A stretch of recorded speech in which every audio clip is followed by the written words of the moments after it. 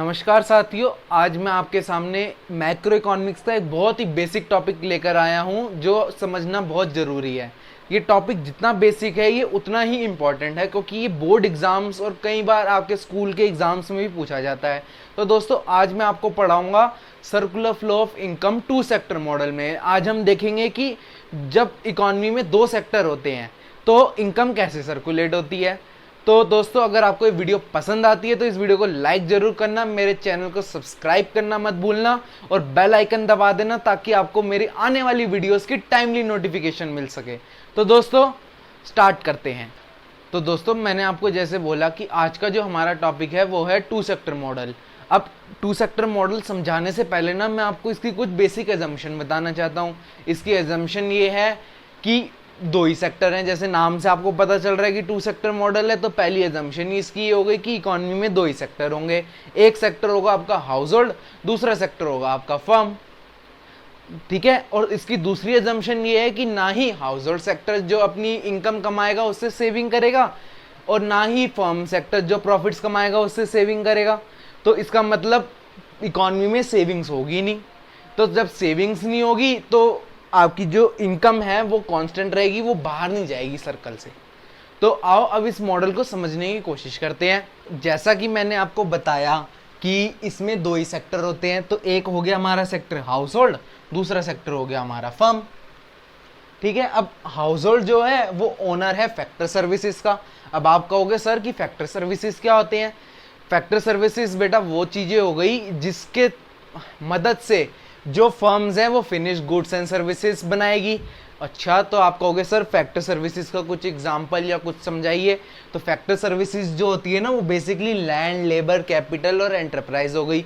तो इसका मतलब क्या होगा कि हाउस होल्ड जो है वो फर्म को कैपिटल, लैंड, लेबर और एंटरप्राइज प्रोवाइड करेगी फैक्टर सर्विसेज के रूप में।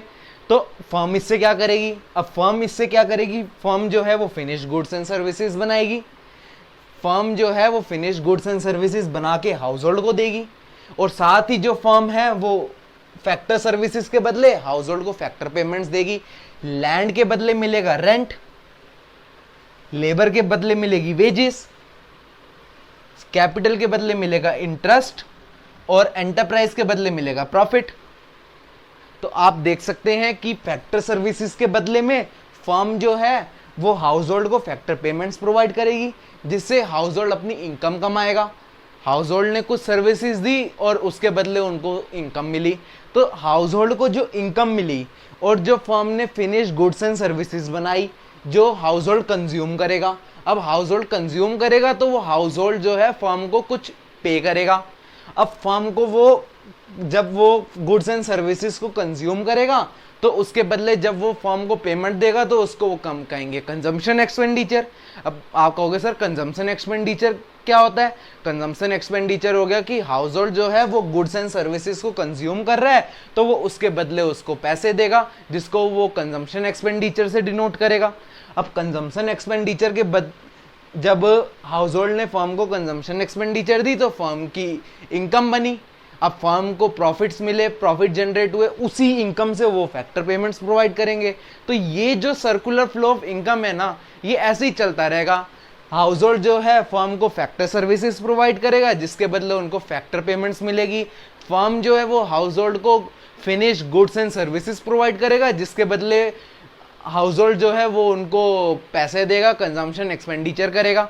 तो ऐसे जो हमारी ह्यूमन बॉन्ड, जैसे कि आपको पता है कि अनलिमिटेड है, जब अनलिमिटेड ह्यूमन बॉन्ड्स हैं तो फिर ये जो सर्कल है ना ये ऐसे ही रन होता रहेगा। तो दोस्तों, ज़्यादा मुश्किल नहीं है। अगर आप इसको समझना चाहो तो ये बस इतना ही है कि सर्कुलर फ्लो जो है वो कंटिन्यूस चलता रहेगा क्योंकि हाउस होल्ड सेक्टर में भी लोग आएंगे और गुड्स को कंज्यूम करते रहेंगे और साथ में वो सर्विसेज प्रोवाइड करते रहेंगे क्योंकि उनको जॉब अपॉर्चुनिटीज या फिर बिजनेस वगैरह करना है।